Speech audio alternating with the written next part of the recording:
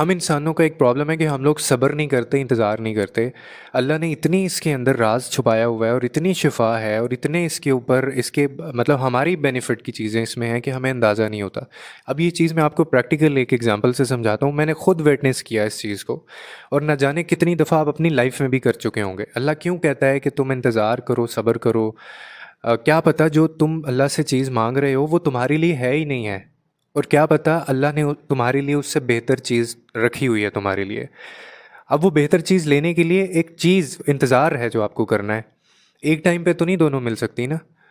अब ये प्रैक्टिकली मैं आपको समझाता हूँ। I use to take a session of a student. वो बच्ची थी, कोई 23-24 साल की बच्ची थी। तो उसका उस वक्त प्रॉब्लम था, अभी नहीं कुछ साल पहले की बात है। तो वो कोई डिसीजन नहीं ले पा रही थी, कोई घरेलू शादी से रिलेटेड डिसीजन था, तो फैसला नहीं ले पा रही थी। हालांकि उसको पता था, क्लैरिटी थी, उसको डायरेक्शन भी पता थी, लेकिन वो कहती मैं मोटिवेट नहीं हो पा रही हूँ कि मैं ये फ़ैसला लूँ, मुझे बड़ा डर लगता है, फ़ियर ऑफ़ अननोन है। और फ़ियर ऑफ़ अननोन आपको मैं हमेशा कहता हूँ कि ये आपकी ईमान की कमज़ोरी होती है कि आपका अल्लाह पे ईमान नहीं है। तो मैंने खैर उनके सेशंस लिए इस चीज़ के ऊपर और उनको बड़ा मोटिवेट किया। मैंने कहा आप फ़ैसला लें और किसी और चीज़ को ना देखें, आप सिर्फ़ एक ज़ात के ऊपर भरोसा करें, अल्लाह के ऊपर, और सिर्फ़ एक काम करें, और वो आपने अपने लिए करना है। और वो काम ये करना है आपने कि आपने नमाज़ पढ़नी है। फ़ैसला लेने से पहले आप नमाज़ पढ़ें। ये लेकिन ये वाली नमाज दूसरी नमाज़ों से हट के होगी। इसके अंदर आपने अल्लाह को बाकायदा, आप जैसे मुझे पास आई हैं ना, मुझे आपने बताया, आपने अल्लाह को ये सारी चीज़ें बतानी हैं। नमाज से फ़ारिग होके सजदा ही करके सलाम फेर के आप ये सारी चीज़ें बताएं और अल्लाह को ये तक बताएं कि आप ये फ़ैसला लेने लगी हैं, और अगर ये फ़ैसला ठीक है तो इस वो डेफ़िनेटली अल्लाह ताला आपको इसके बदले कोई और चीज़ देगा। और अगर ये फ़ैसला नहीं ठीक है तो फिर आपसे वो ठीक फ़ैसला करवाए, इसी फ़ैसले को बेहतर बना दे।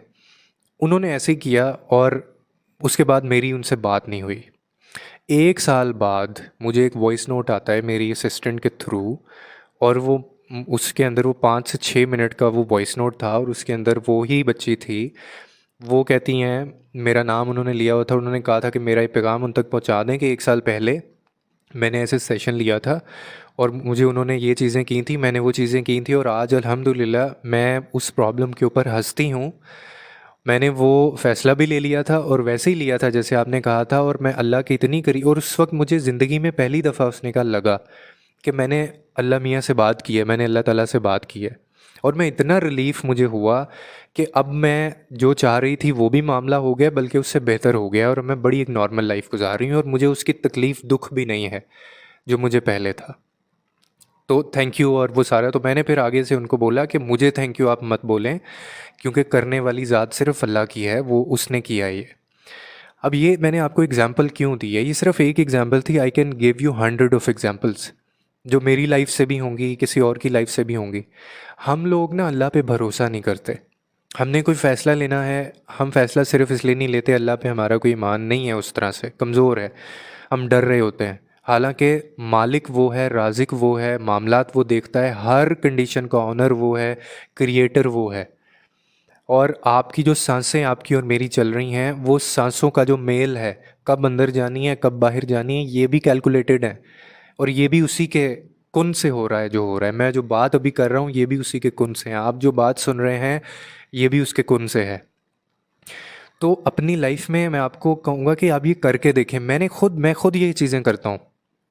मेरा कोई बहुत मतलब कोई सर्कल नहीं है, फ्रेंड सर्कल। लोग समझते हैं कि अल्लाह के मैं बहुत करीब हूँ, हालांकि गुनाहगार हूँ मैं भी बाकियों की तरह, लेकिन लगता है लोगों को। और मैं इस चीज़ पे अकड़ता नहीं हूँ, मैं मज़ीद कहता हूँ कि अल्लाह ताला मुझे और हिदायत दे। तो उसकी वजह यही है कि मैं उससे बातें करता हूँ।